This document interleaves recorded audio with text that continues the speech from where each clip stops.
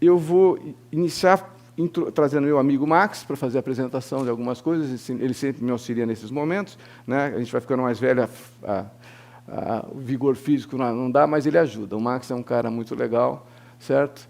Então, nós vamos falar um pouquinho sobre possíveis caminhos que o Brasil possa ter, né? Então, uma coisa importante que no Brasil está absolutamente esquecida é que, se você não sonha, você não vive. Quem não sonha, sobrevive. E nós não sonhamos. O Brasil não sonha. O Brasil não tem perspectivas de futuro, né? E uma nação que não tem visão, ela tem sérios problemas, ela não é competitiva. Ela não busca algo melhor. A visão precede o bom desempenho. Vários países só conseguiram o que conseguiram pela sua visão de futuro. Um exemplo prático disso é o que acontece com os jovens. Um estudo realizado pelo Benjamin Singer, ele concluiu que o ponto em comum entre alunos com bons desempenhos, né, não tem nada a ver com nível de inteligência, aquele nível social, cultural, raça, nacionalidade, sexo ou estrutura familiar. Se a família dele é estruturada ou não. Tem a ver, basicamente, com aqueles que tinham a sensação de ter um controle sobre o futuro e faziam planos para frente.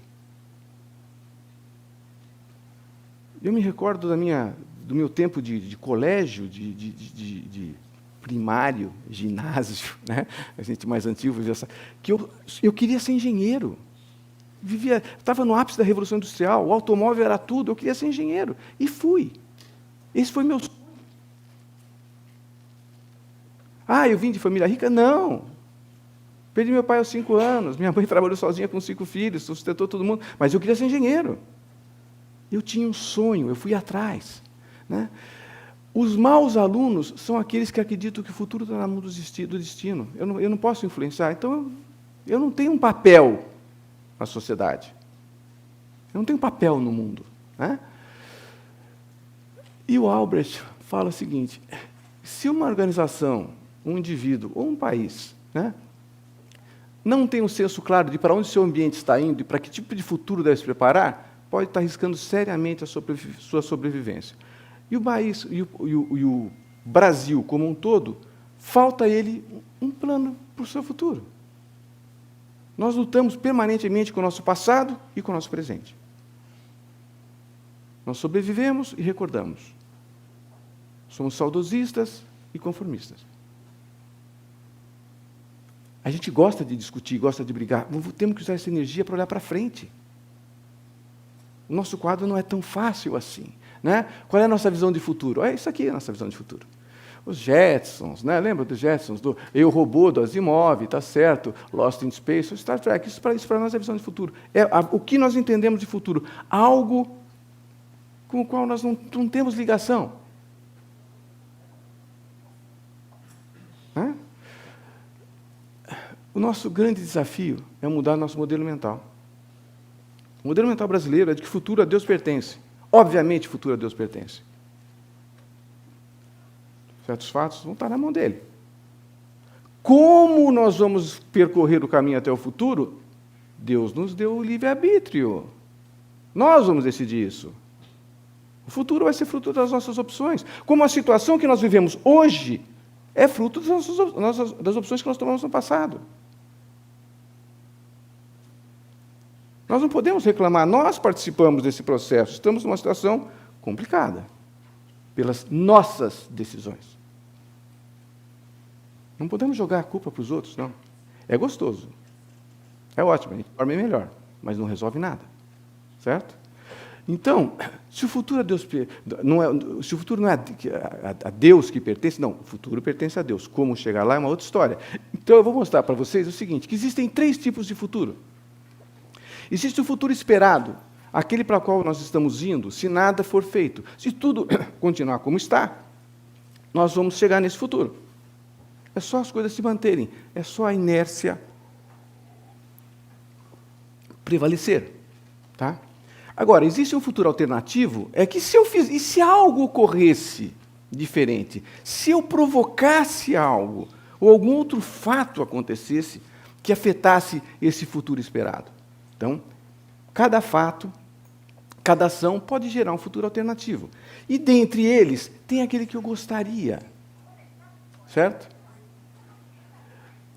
Só para vocês terem uma ideia, uma das empresas que eu dei consultoria, eles mandaram um dos seus funcionários fazer um curso em Stanford sobre futuring, né, sobre projeção de cenários futuros.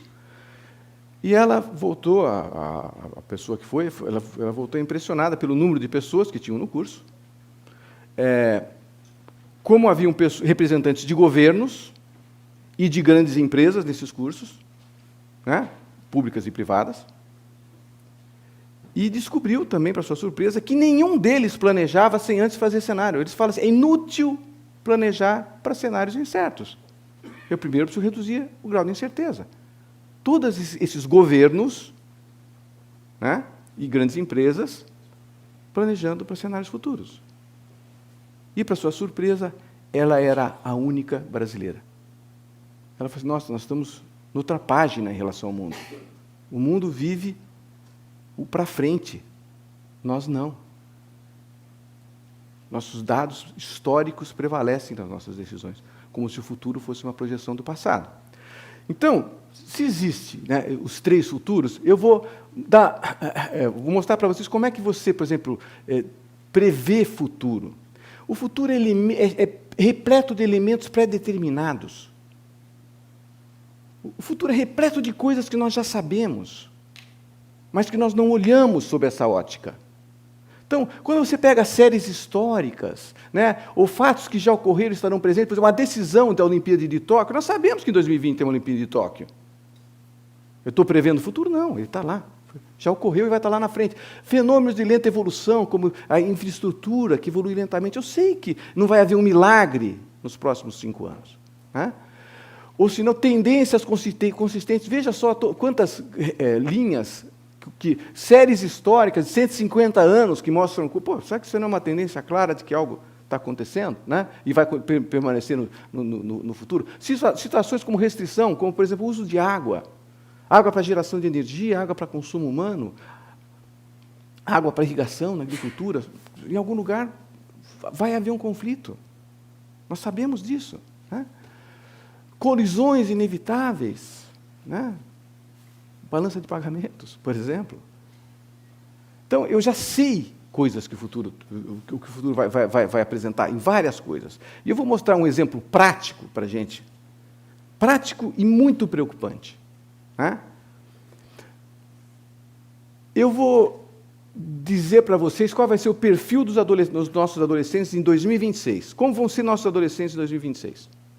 Tá? Qual é o futuro esperado para eles? Se nada fizermos, o que vai acontecer? Bom, quantos vão ser, etc. E tal. Essa informação é importantíssima para todo mundo. Certo? Saber o que a sua juventude vai ser daqui a 10 anos.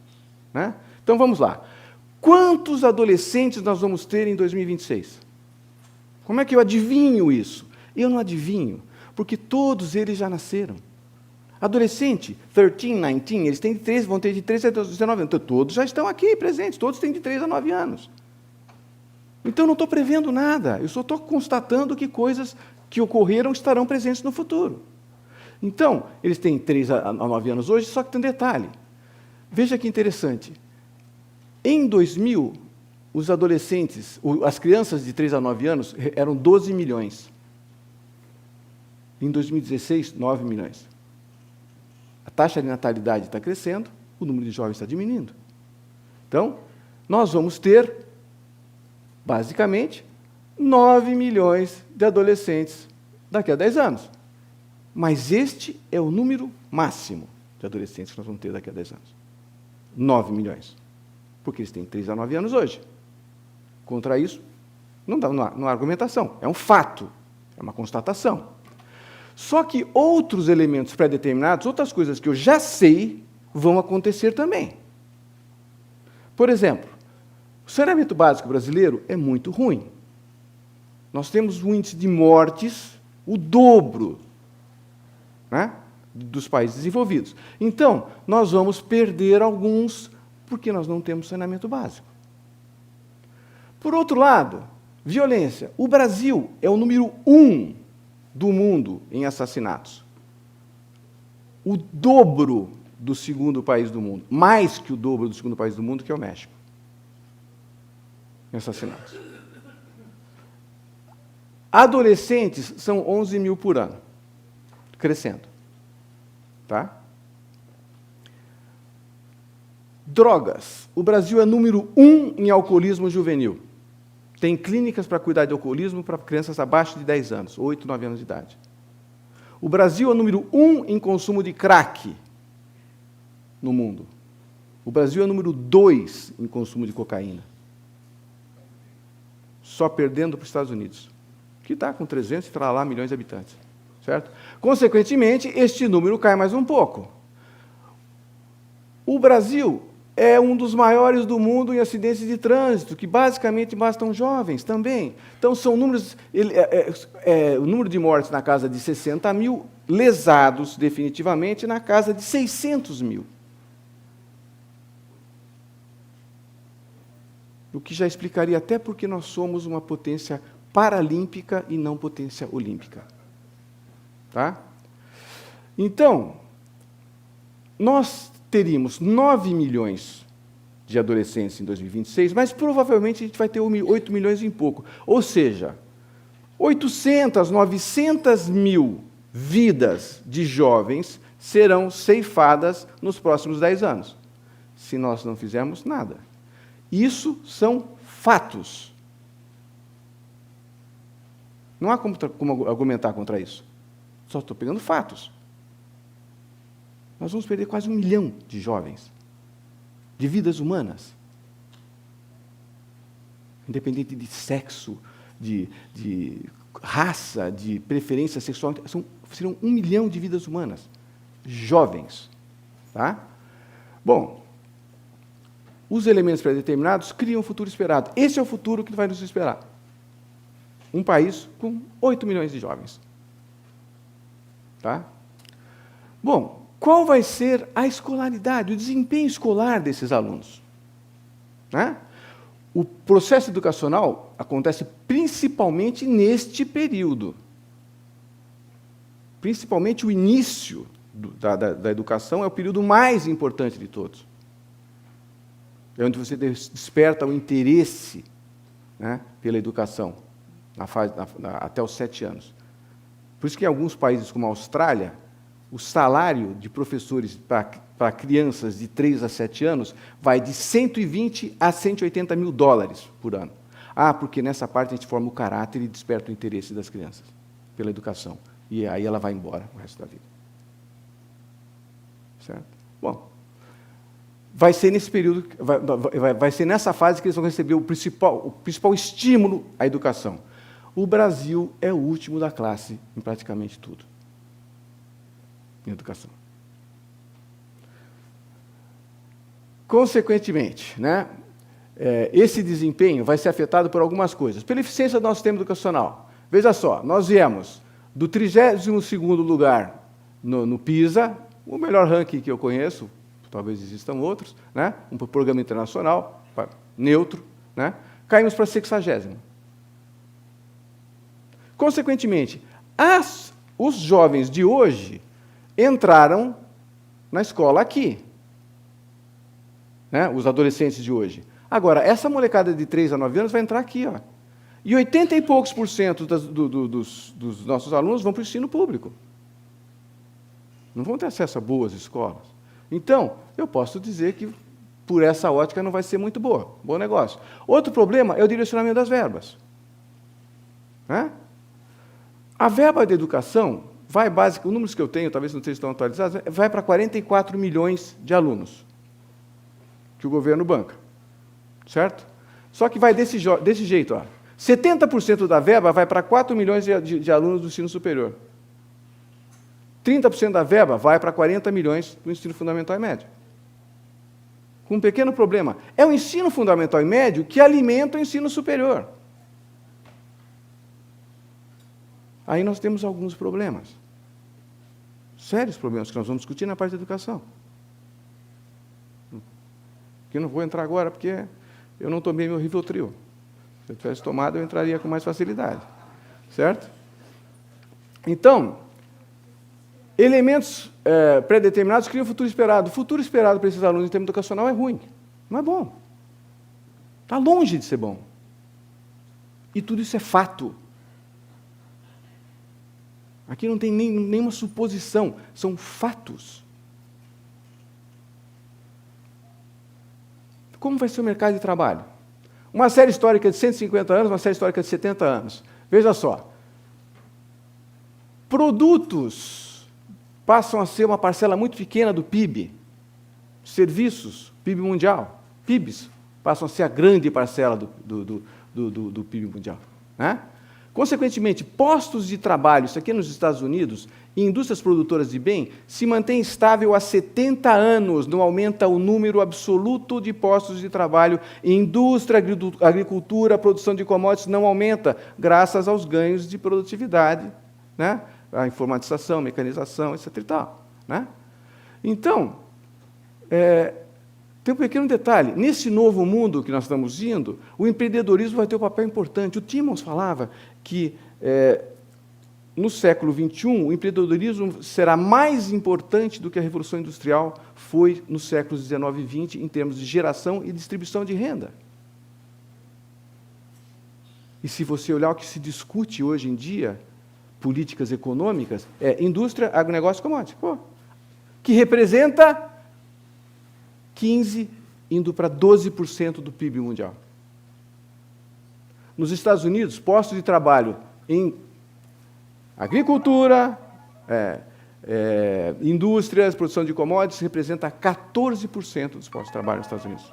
Então, neste novo mundo que nós estamos caminhando, séries históricas de 150 anos e 70 anos, quando mostram uma tendência, nós temos que respeitar, certo? É difícil você lutar contra ela. O que acontece nesse mundo aqui? No mundo da produção de bens, o que interessa é capital e tecnologia. Certo? No mundo do empreendedorismo, o que interessa é a educação. Você tem que ter educação para ter atividades em serviços de nível mais alto. Né?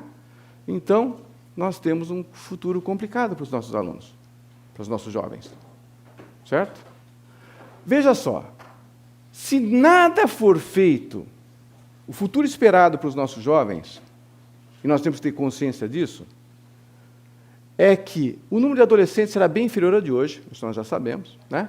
Terão escolaridade consideravelmente pior em relação aos de hoje, né? Estarão despreparados para o mercado de trabalho. Né? Principalmente para empreender e desenvolver seu próprio negócio. Vão haver exceções? Claro que vão haver exceções. Mas a exceção confirma a regra. A regra será esta. Impactos do futuro em 2026. Perda do bônus demográfico, estamos perdendo, né? Que é o período em que a massa que trabalha é maior do que as crianças e idosos. Né? Aumento da criminalidade e do consumo de drogas. Certo? A evasão do ensino médio, principalmente, tem uma correlação direta com a criminalidade. Tá? Desemprego e aumento da demanda por programas assistencialistas. Aumento da demanda por atendimento dos sistemas de saúde pública, em todos os seus espectros. Né? Aumento do êxodo de parte da população. O Brasil sofre hoje, nós vamos conversar, durante o curso nós vamos falar, o Brasil sofre hoje o maior êxodo de talentos da sua história. Hoje. Jovens, principalmente. Tá? E aceleração do colapso da Previdência Social. Esse é o futuro que nós vamos esperar, que vai acontecer em 2026, se nada mudar. Se nós continuarmos olhando para trás, se nós continuarmos discutindo o presente, sem uma visão de futuro. Nós precisamos construir o futuro como aquela fábrica que demorou 3 anos para ser construída, precisaria ter sabido qual seria o ambiente que ela estaria operando daqui a 3 anos. Nós temos que saber em que ambiente estaremos operando daqui a 10 anos, daqui a 15 anos, daqui a 20 anos. Vocês vão ver que os países bem-sucedidos, todos trabalham com projeção de cenários para mais de 30 anos. Bom, nós temos aqui o futuro que nos espera. se nós ficarmos passivos. Mas uma coisa que me propus nesse evento é que quem está aqui vai terminar esse curso diferente. Você vai entrar pensando de um jeito e você vai sair agregando coisas ao seu pensamento que vai direcioná-lo para outras coisas. Porque agora você já tem consciência do que vai ser o futuro. E o futuro é fruto das nossas opções. Nós podemos terminar esse evento e ir para casa e dormir. Ou começar a pensar, como é que eu mudo? Meus filhos vão estar lá. Meus netos vão estar lá. O que eu vou falar para ele? Vai embora do Brasil? Talvez muitos de vocês já tenham passado por essa situação. Não ter argumento para segurar um filho ou um parente no país. Por falta de perspectiva. É tempo de união. É tempo de unir esforços, de esquecer diferenças, porque o que nos espera não é bom. Mas existem alternativas. Existem os futuros alternativos que vêm, basicamente, de incertezas críticas, onde a gente coloca as nossas esperanças e temores. Então, por exemplo, se nós investirmos, né, em saneamento básico, nós reduzimos o número de mortos, né, de jovens, certo? Se nós investirmos de modo inteligente em segurança pública, nós reduzimos a violência. Se nós investirmos no controle das fronteiras, e o Exército Brasileiro tem um projeto chamado CISFRON, que faz tempo que eles querem aprovar, de patrulhamento das fronteiras, e não consegue uma liberação do governo federal. Por que patrulhar as fronteiras? Porque é pela fronteira que entra a droga e a arma. Mas nós preferimos criticar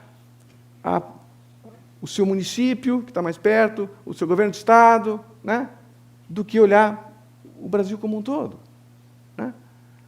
Se nós melhorarmos nossa infraestrutura de transporte, as mortes no trânsito vão melhorar também, certo? Com isso, nós reduziremos o número de mortos. Ou seja, nós podemos agir. Nós temos capacidade de agir. Assim como na educação. Na educação, eu posso redirecionar as verbas do Ministério Público, do Ministério da Educação e Cultura. Vamos formar uma base melhor. De que adianta em colocar no ensino superior um bando de pessoas totalmente despreparadas? Nós podemos usar experiências que a tecnologia dispõe no mundo todo. O Sugata Mitra tem um exemplo espetacular de peer-to-peer instruction na Índia, com resultados brilhantes. Né? A Nova Zelândia nos dá vários exemplos. A Escola da Ponte, uma escola portuguesa, que eu estive lá no meio do ano, que já está no novo modelo, porque ela foi referência, hoje ela já está no novo modelo, chamado homeschooling.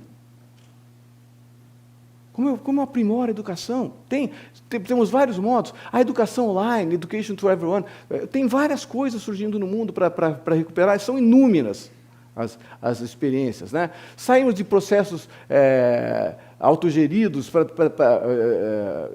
mudar para processos onde você administra o seu futuro, onde você descentraliza o processo decisório, adequando a cada região. O que se ensina em Curitiba não serve em Teresina. Educação em massa. Tem cursos em Harvard, no MIT, com 160 mil alunos. Pô, Miguel, mas quantos se aprovam? 1.000. Numa turma eu formei 1.000. Os outros 160 mil só pegaram o que queriam e foram embora. É ruim isso? Não, é bom, vale a pena. Né? Entender as múltiplas inteligências de Gartner, sabe, que existem inteligências diferentes, certo? Com certeza eu sou melhor que o Neymar em matemática, mas se for para o campo eu estou frito, o cara arrasa comigo. Ou seja, ele tem outras inteligências que eu não tenho. Né? Então, existem saídas para que nós consigamos inverter o quadro. Mas depende da nossa ação. Depende de nós pensarmos. E reparem, pessoal, tudo o que eu coloquei aqui são fatos. É tudo real. E dentre as ações que nós vamos tomar, nós vamos escolher algumas para construir o nosso futuro preferido. E eu gosto sempre de lembrar uma pessoa que eu admiro muito pela sua competência no que fez, foi uma pessoa que eu sempre admirei como pessoa e como adversário, né, nas pistas, muito tempo. Ele fala o seguinte: se quisermos modificar algo, é pelas crianças que nós vamos começar. Elas são frágeis, elas dependem da gente. Nós não podemos esquecê-las nunca. E nós esquecemos. Como eu acabei de mostrar. O que nós sabemos fazer bem? O que o Brasil é bom? Olimpíada. Fantástico, o Brasil é muito bom em Olimpíada. A festa, Brasil em festa não tem igual. Não tem quem possa falar mal da festa que o brasileiro promove. Ela é sempre muito agradável, muito legal. O que eu vejo de problema? O que é preciso mudar? Veja só, na Rio 2016, nós trouxemos como ponto principal da festa de abertura o 14 bis. Na Olimpíada de Los Angeles, eles trouxeram um cara voando com um jato nas costas. O 14 bis voou em 1906, há 110 anos atrás. Isso aqui era uma projeção anos para frente da Olimpíada de Los Angeles. Quem só olha para o passado, colide com o futuro. Na Olimpíada, nós recepcionamos todos os nossos atletas com uma favela colorida no fundo. Desculpa, favela não, comunidade. Certo? Favela é preconceito. Não é politicamente correto. Não é politicamente correto. Perfeito. Ou seja, nós recepcionamos os atletas do mundo inteiro, tendo ao fundo algo que é a última opção de vida de um ser humano. Frases de Seu Jorge. Revoltado com isso. Pô, nós vamos receber o cara com uma favela. É a última opção de vida do ser humano, é uma favela. Enquanto isso, Tóquio estreou este ano a frota de táxis autodirigidos, porque eles querem que em 2020 a Olimpíada seja a mais moderna do mundo. Então, os táxis serão todos autodirigidos. Então, enquanto nós nos conformamos com o presente, eles constroem o futuro. Isso nós precisamos mudar, porque quem só vive o presente também colide com o futuro.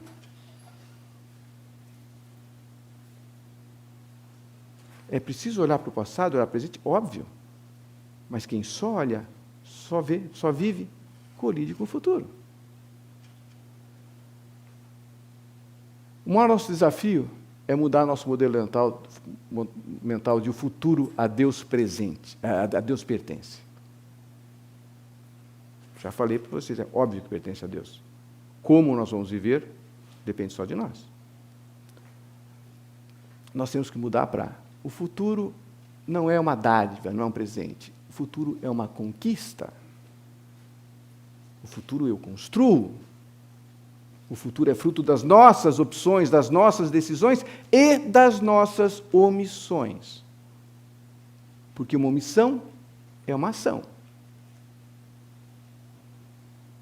Então, o que nós vivemos hoje no Brasil, que não é bonito, foi fruto de nossas decisões no passado.